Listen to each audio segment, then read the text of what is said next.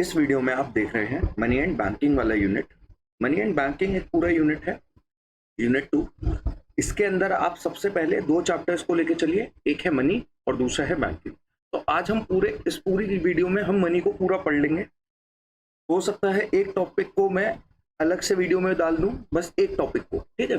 बाकी सारी चीजें इसके अंदर, हर एक चीज इंपॉर्टेंट है, बड़े ध्यान से समझिए। बहुत छोटा चैप्टर है, बहुत इजीली समझ पाएगा। दोबारा से मैं आपको बार बार ये बात बता रहा हूँ, सारी वीडियोस में मैं कम देखिए, मैं ज्यादा लिख दूंगा, बट आपको रट्टाफिकेशन की आदत नहीं होनी चाहिए। आपको आंसर राइटिंग खुद लिखने आने चाहिए। एक अच्छा आंसर राइटिंग कैसे लिखते हैं उसकी आदत डालनी चाहिए। उसके लिए मैं आपको पॉइंट्स बता रहा हूँ। थोड़ा सा एक बार बुक को जरूर रीड करने की कोशिश करिए कि आप एक बार बुक्स को जरूर रीड करें। सबसे पहले मनी से पहले क्या था, हम मनी समझते हैं, मनी क्यों पढ़ रहे हैं, मनी कैसे डेवलप हुआ। तो मनी से पहले क्या था, उसमें कुछ ना कुछ प्रॉब्लम रही होगी। मैंने आपको एक क्लास में बताया था कि एक प्रॉब्लम होती है तभी उसका एक सोल्यूशन आता है। तो हमारे पास मनी से पहले जो चीज थी उसके अंदर कुछ ना कुछ प्रॉब्लम रही होगी, तो वो हमें प्रॉब्लम समझनी है, वो क्या प्रॉब्लम रही। मनी से पहले होता था बार्टर एक्सचेंज या बार्टर सिस्टम। बार्टर सिस्टम के अंदर गुड्स के बदले गुड्स, सर्विसेज के बदले सर्विसेज या गुड्स के बदले सर्विसेज ली जाती थी। काफी टाइम तक इंडिया के अंदर भी गुड्स टू गुड्स एक्सचेंज होता था। आफ्टर इंडिपेंडेंस भी गुड्स टू गुड्स, कुछ गांव वगैरह में गुड्स टू गुड्स एक्सचेंज होता था, गुड्स टू सर्विसेज एक्सचेंज होता था। ओके, तो जहां पे गुड्स टू गुड्स या सर्विसेज, कमोडिटीज का एक्सचेंज कमोडिटीज के साथ हो, without any money, without the use of money, उसको हम बार्टर एक्सचेंज कहते हैं। Collaboration is a type of barter exchange system. मगर इसके अंदर कुछ ड्रॉबैक्स या फिर कुछ डिफिकल्टीज या कुछ लिमिटेशंस हैं। क्या ड्रॉबैक्स निकले इसके कुछ? सबसे पहला, मैं गुड्स को तभी आपको बेच पाऊं, आपसे एक्सचेंज कर पाऊंगा, बेचने एक्सचेंज कर पाऊंगा, जो चीज मेरे पास है। मान लीजिए मेरे पास है राइस, ए हूं मैं, आपके पास है व्हीट। जो चीज मेरे पास है वो आपको चाहिए और जो चीज आपके पास है वो मुझे चाहिए। ये जो सिचुएशन है ये होना बहुत रेयर है, ये बहुत सिचुएशन रेयर है सर। एक्चुअल में आप बेचने जाएंगे तो आपको ये सिचुएशन मिलेगी नहीं, ठीक है। आपको एक्चुअल में ये सिचुएशन पॉसिबल होना बहुत मुश्किल हो जाएगी। इसको कहते हैं हम कोइंसिडेंस ऑफ वांट्स। इस सिचुएशन को कहते हैं कोइंसिडेंसली ये चीज बनी। तो there will be lack of double coincidence of wants, कि जो चीज मेरे पास है वो आपको चाहिए और जो चीज आपके पास है वो मुझे चाहिए। ये सिचुएशन होना बहुत रेयर है। तो बार्टर सिस्टम के अंदर इस सिचुएशन के बिना एक्सचेंज नहीं हो सकता, ठीक है। चलिए मान लीजिए हम दोनों की बन गई कि भैया मुझे राइस चाहिए, आपको व्हीट चाहिए, या फिर आपको व्हीट चाहिए, मुझे राइस चाहिए। उसके हिसाब से मैंने देखा, ठीक है। अब उसके अंदर मान लीजिए ये राइस के बदले एक काम करते हैं, आपके पास गोल्ड है, मेरे पास राइस है। मैंने कहा भैया मुझे गोल्ड चाहिए, आपको राइस चाहिए, मुझे दे दो। तो कितना दोगे? इक्वल 1 kg राइस के बदले 1 kg गोल्ड दे दो। क्या ऐसा पॉसिबल है? नहीं सर, ऐसा पॉसिबल होना मुश्किल है। 1 kg राइस के बदले 1 kg गोल्ड थोड़ी ना दोगे। तो इसका कोई कॉमन मेजर वैल्यू नहीं है। 1 किलो राइस के बदले 1 किलो व्हीट भी नहीं, 1 किलो राइस के बदले 1 लीटर दूध भी नहीं। तो कोई कॉमन मेजर वैल्यू नहीं थी बार्टर सिस्टम के अंदर कि किस चीज के बदले कितनी क्वांटिटी एक्सचेंज करी जाए, उसको हम कहते हैं common measure value. Standard deferred payments पे आते हैं। स्टैंडर्ड डेफर्ड पेमेंट्स क्या होती हैं? स्टैंडर्ड डेफर्ड पेमेंट्स कोई भी पेमेंट्स होती है, मैंने आपके लिए लिख दिया यहाँ पे, जो फ्यूचर में पेमेंट करी जानी हो। मान लीजिए आपने किसी से उधार लिया, किसी से लोन लिया। अब वो लोन लिया है बार्टर सिस्टम में, आपने कुछ क्वांटिटी ले ली। मैंने कहा भैया मुझे राइस दे दो, मेरे व्हीट की फसल उगेगी अगले महीने, मैं आपको दे दूंगा। आपने कहा ठीक है चलो राइस ले लो इस बार, व्हीट आप मुझे दे देना 1 महीने बाद। आपने राइस दे दिया, मान लीजिए वो फसल खराब हो गई, तो क्या मैं आपको दे पाऊंगा? या फिर मैं तो कहूंगा भैया ले जाओ, उसके अंदर लॉस हो गया उस फसल के अंदर। या फिर वो फसल बहुत अच्छी निकली आपकी राइस के मुकाबले, तो मैं अब डर रहा हूँ, ठीक है। तो इस लोन के बदले स्टैंडर्ड डेफर्ड पेमेंट्स करना बहुत मुश्किल हो जाती है, फ्यूचर पेमेंट्स करना बहुत मुश्किल है। इसके साथ साथ मान लीजिए कोई ऐसी सिचुएशन नहीं हुई, तो प्रिंसिपल अमाउंट डिफाइन करना, लोन के अंदर प्रिंसिपल अमाउंट डिफाइन करना और इंटरेस्ट अमाउंट डिफाइन करना बहुत इम्पॉसिबल है, नेक्स्ट टू इम्पॉसिबल है बार्टर सिस्टम के अंदर। इसके साथ साथ मान लीजिए आपके पास जो चीज थी, मान लीजिए मेरे पास एक गाय थी, ठीक है। मैंने कहा भैया आप मुझे राइस दे दो, आप मेरी गाय ले लेना 2 महीने बाद, 1 साल बाद, ठीक है। आपने कहा ठीक है चलो कोई नहीं, मान लीजिए गाय का 1 साल बाद बछड़ा हो जाता है, तो अब तो मैं कहूंगा सिर्फ गाय गाय की बात हुई थी, मैं बछड़ा तो नहीं दूंगा। या फिर गाय में कुछ लॉस हो जाता है, गाय मर जाती है, गाय को लग जाती है, आप कहोगे नहीं अब ये वाली गाय तो मैं लूंगा ही नहीं, ठीक है। एनी लॉस और any gain of that particular output में भी परेशानी होगी स्टैंडर्ड डेफर्ड पेमेंट करने के लिए। इसके साथ साथ आप स्टोर ऑफ वैल्यू नहीं कर सकते बार्टर सिस्टम के अंदर। कितने टाइम तक आप गुड्स को सेव करके रख लोगे?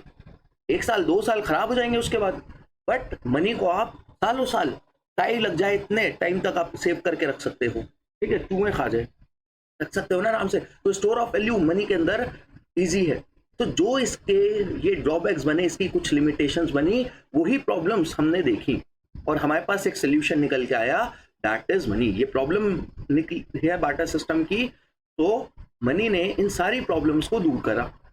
मनी ने जब इन सारी प्रॉब्लम्स को दूर करा तो मनी के फंक्शंस भी यही बन गए, मनी के फंक्शंस भी यही बन गए। तो मनी एक ऐसी चीज है जो जनरली एक्सेप्ट करी जाए हर जगह, जनरली एक्सेप्टेबल। पूरी इंडिया के अंदर आप नोट चला सकते हो, गांधी जी का नोट चला सकते हो, रुपए चला सकते हो, तो यूएसए के अंदर डॉलर चला सकते हो, ठीक है। एक generally accepted as a medium of exchange and as a measure, आप उससे मेजर कर सकते हो चीजें, स्टोर ऑफ वैल्यू कर सकते हो, स्टैंडर्ड डेफर्ड पेमेंट। मतलब मनी की डेफिनेशन ही ये बन गई, जो ड्रॉबैक्स है बार्टर सिस्टम के और जो फंक्शंस ऑफ मनी बने। समझ में आया? सबसे पहले मीडियम ऑफ एक्सचेंज कैसे जनरली एक्सेप्टेबल है हर जगह, कोई आपसे ये नहीं कहेगा, lack of double coincidence of wants वाली प्रॉब्लम ही नहीं है। आप भैया मुझे, मैं आपको सर्विस दे रहा हूं, आप मुझे पैसे दे दो, मैं आपको सामान दे रहा हूं, आप मुझे पैसे दो, बात खत्म, ठीक है। मुझे आपसे कुछ नहीं चाहिए, मुझे आपसे पैसे, जनरली एक्सेप्टेड है। आप इसको इजीली, ये इसका प्राइमरी फंक्शन है, जिसका मेन फंक्शन है, प्राइमरी फंक्शन मतलब मेन फंक्शन। आपने मनी की हेल्प से हर चीज को मेजर करा कि भैया 1 किलोग्राम राइस कितने में आएगा, what is the price of 1 kg of rice, what is the price of that particular commodity. आपने इस चीज को रुपए में कन्वर्ट करा, करेंसी में कन्वर्ट करा, मनी में कन्वर्ट करा, ठीक है। तो हमारी कॉमन मेजर ऑफ वैल्यू भी की प्रॉब्लम भी सॉल्व हुई। स्टैंडर्ड डेफर्ड पेमेंट्स की प्रॉब्लम दूर हुई। स्टैंडर्ड डेफर्ड पेमेंट्स की प्रॉब्लम क्या थी? स्टैंडर्ड डेफर्ड पेमेंट की प्रॉब्लम ये थी कि हम फ्यूचर की पेमेंट नहीं कर पा रहे थे। अगर मैंने आपसे कोई उधार ले लिया है तो अब मैं आराम से कर सकता हूं, मैं आपको आराम से बता सकता हूं कि भैया ये प्रिंसिपल अमाउंट होगा, ये आपको इतना इंटरेस्ट अमाउंट देना है, सब कुछ मनी में है ना। आप इतना प्रिंसिपल अमाउंट दोगे 1 लाख रुपए, 20,000 रुपए आप इंटरेस्ट दोगे, टोटल आप 1,20,000 रुपए दोगे मुझे। स्टोर ऑफ वैल्यू, आप इजीली मनी को स्टोर करके रख सकते हो, आप मनी को इजीली स्टोर करके रख सकते हो। कोई डाउट? एक बार दोबारा से इन सारी चीजों को गो थ्रू करिए तो आपको समझ में आएगा। मनी सप्लाई का बेसिक मतलब है कि कितना मनी का सप्लाई है। अब सर ये तो आपने यही लिख दिया कि pen, what is pen, pen is pen, नहीं, कितना करेंसी एंड कॉइन्स हैं किसके पास, held with public, general public के पास कितनी करेंसी एंड कॉइन्स हैं हेल्ड विद पब्लिक। वो पैसा नहीं आएगा जो गवर्नमेंट के पास है। क्यों इसमें गवर्नमेंट के पास का पैसा नहीं आएगा? क्योंकि हम सिर्फ पब्लिक के पास के पैसे की बात कर रहे हैं। वो पैसा नहीं आएगा जो बैंक में है, जो बैंक में है। कुछ टर्म सीखिए। सबसे पहले एक टर्म सीखिए, demand deposits. Demand deposits, demand deposits क्या होते हैं? डिमांड डिपॉजिट्स होते हैं करंट अकाउंट। करंट अकाउंट क्या होते हैं? करंट अकाउंट होते हैं जो एक बिजनेसमैन खुलवाता है बिजनेस के नाम। जो आप अकाउंट खुलवाते हो, वो अकाउंट ओपन करवाते हो, वो होता है सेविंग्स अकाउंट। एक टर्म होती है term deposits. Term deposits, term deposits होते हैं एफडी। FD, fix deposits. भैया मैंने एफडी करवा रखी है, मैं हर साल कुछ पैसे जमा करता हूँ, 5 साल बाद मुझे पैसा मिलेगा, 5 साल तक जमा कर रहा हूँ, 10 साल तक जमा कर रहा हूँ, ये एफडी, टर्म डिपॉजिट, इसको टर्म डिपॉजिट। एक बार ये कहीं नोट कर लीजिएगा, डिमांड डिपॉजिट क्या होते हैं, टर्म डिपॉजिट क्या होते हैं, सेविंग्स अकाउंट क्या होते हैं, सिर्फ याद करने के लिए। अच्छा, मैंने आपको एक और कंसेप्ट बताया था, एक पर्टिकुलर पॉइंट ऑफ टाइम के लिए निकालते हैं एक चीज, और एक हम पीरियड ऑफ टाइम का होता है। पर्टिकुलर पॉइंट ऑफ टाइम पर जो होता है, जो चेंज होता रहता है। मान लीजिए आज जो मनी सप्लाई है, 1 महीने बाद लोगों के पास हो सकता है पैसा कुछ और हो, फिर एक 15-20 दिन बाद कुछ और हो। कैसे सर? आरबीआई पैसे को इंजेक्ट कर दे या पैसे को निकाल ले मार्केट में से, ठीक है, अलग अलग मेजर्स के थ्रू, तो उसको हम पॉइंट ऑफ टाइम पर ये चेंज होता रहेगा। जब ये मनी सप्लाई चेंज होता रहेगा तो ये एक स्टॉक कंसेप्ट है। क्वेश्चन बहुत बार पूछा जा चुका है, money supply is dash concept, money supply is stock concept, क्योंकि एक पर्टिकुलर पॉइंट ऑफ टाइम पर कैलकुलेट करा जाता है। सिर्फ हम जनरल पब्लिक का पैसा लेंगे, currency and coins held with public and demand deposits also। देखिए measures of money supply, they are different measures of money supply. 4 measures हैं, M1 M2 M3 M4। M1 M2 M3 M4 ये कौन निकालता है? ये आरबीआई निकालता है। हर country का सेंट्रल बैंक कैलकुलेट करता है। हमारी कंट्री का सेंट्रल बैंक है आरबीआई। पूछूंगा मैं आपसे, सेंट्रल बैंक याद रखिएगा, रिजर्व बैंक ऑफ इंडिया हमारा, ठीक है। तो आरबीआई कैलकुलेट करता है। M1 का फॉर्मूला क्या है? M1 के अगर बेसिस पे निकालेगा तो currency and coins held with public, जितनी भी करेंसी पब्लिक के पास है, प्लस डिमांड डिपॉजिट। तभी होता है ना, डिमांड डिपॉजिट क्या होते हैं? करंट अकाउंट का पैसा, क्योंकि बिजनेस कभी भी पैसा विड्रू कर सकते हैं, बिजनेस को तो जरूरत ही होगी ना पैसे की। तो demand deposits with commercial banks and other deposits with RBI. Other deposits with RBI का मतलब होता है कि जैसे कि ट्रेजरी बिल हो गए, कुछ और टाइप के डिपॉजिट्स आरबीआई के पास करवा रखे हैं जनरल पब्लिक ने, तो उसको हम अदर डिपॉजिट्स विद आरबीआई कहेंगे। देखिए ज्यादातर ये न्यूमेरिकल क्वेश्चन नहीं आता, बट आपको M1 निकालने के लिए आ जाए, M1 निकालिए तो आपको एज इट इज फिगर्स दे रखी होंगी, करेंसी इतनी है, डिमांड डिपॉजिट इतना है, अदर डिपॉजिट इतना है। आपका बस काम ये है, आपको फॉर्मूला याद होना चाहिए और आप प्लस करना जानते हो। आई होप सो प्लस करना आता हो। M2 का फॉर्मूला क्या होता है? M2 का फॉर्मूला होता है M1 plus savings deposit with post office savings bank. Post office savings bank sir, जैसे पोस्ट ऑफिस होते हैं उसके अंदर सेविंग्स बैंक, वो अपना एक सेविंग्स बैंक भी खोल के रखते हैं, ठीक है, उसको हम पोस्ट ऑफिस सेविंग्स बैंक कहेंगे। तो M1 plus savings deposit with post office saving bank, ये M2 का फॉर्मूला है। M3 के अंदर क्या होता है सर? M3 के अंदर होता है M1 plus net time deposits. अब नेट टाइम डिपॉजिट आ गया। नेट टाइम डिपॉजिट्स का मतलब है term deposits, that is FD, that is FD. तो आप मुझे एक बात बताइए, ये नेट टाइम डिपॉजिट आया, जो एफडी है आपकी, नेट टाइम डिपॉजिट एफडी है जो आपकी, ये क्या आपको आज ही पैसा मिल जाएगा? पैसा मिलेगा नहीं, 5 साल बाद पैसा मिलेगा। क्या ये लिक्विडेबल है? लिक्विडेबल का मतलब होता है जो कैश में जल्दी कन्वर्ट हो जाए। क्या ये लिक्विडेबल है? नहीं सर, ये तो लिक्विडेबल नहीं है, इतना ज्यादा हाईली लिक्विडेबल नहीं है। तो M1 is highly liquidable. M1 जो होता है कैश में जो जल्दी कन्वर्ट हो जाए, सर ये तो पहले से ही कैश है। और डिमांड डिपॉजिट्स आप निकाल सकते हैं, डिमांड डिपॉजिट्स आप निकाल सकते हैं जल्दी से। तो ये highly liquidable, M1 is highly liquidable, but M4 is least liquidable. M4 जो होता है वो तो सबसे कम लिक्विडेबल होता है।